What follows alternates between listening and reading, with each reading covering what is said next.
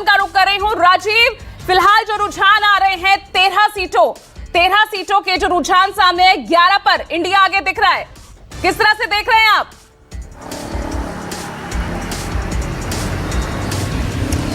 देखिए, अमूमन ये कहा जाता है कि उपचुनाव सरकार के ही चुनाव होते हैं और जो सत्तारूढ़ दल होता है उसकी जीत उसमें होती है। ऐसा ट्रेंड हमेशा से रहा है। लेकिन उत्तराखंड की 2 सीटों पर जो चुनाव हो रहा है वहां पर आप देखिए कांग्रेस अभी बढ़त बनाए हुए, हालांकि बहुत अभी शुरुआती रुझान है।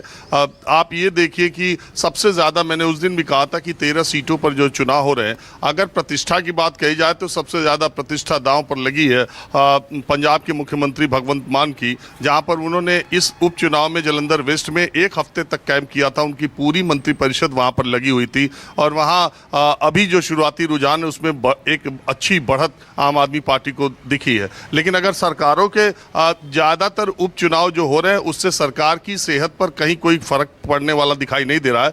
एकमात्र हिमाचल प्रदेश एक ऐसा राज्य है जहां के नतीजे बहुत हद तक सुक्खू सरकार को स्टेबल करने में या इनस्टेबल करने में, दोनों में उनकी भूमिका होगी, क्योंकि 3 सीटों पर जो चुनाव हो रहे हैं, अगर कांग्रेस पार्टी तीनों को जीत जाती है तो उसकी सरकार को एक स्थायित्व मिलेगा और अगर परिणाम उल्टा हुआ तो हिमाचल प्रदेश में उल्टा पुल्टा सियासत की शुरुआत भी हो सकती है, क्योंकि उनकी पार्टी के भीतर ही मुख्यमंत्री के खिलाफ बीच में आपने देखा ही था।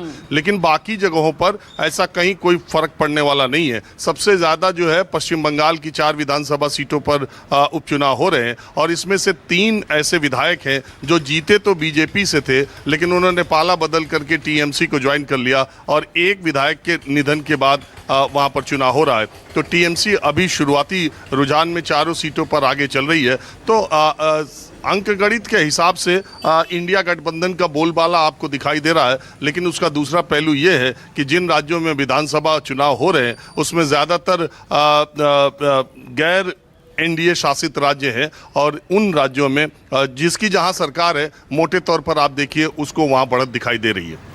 बिल्कुल, तो ऐसे में आप देख रहे हैं लगातार रुझान हम आपको दिखा रहे हैं। तो राजीव, मैं एक चीज और समझना चाहूंगी, यहां पर टीएमसी 4 सीटों पर आगे बढ़ती हुई दिख रही है, हिमाचल में कांग्रेस बढ़त बनाए हुए यहां पर नजर आ रही है। मैं वापस लौट रही थी कि अमित पांडे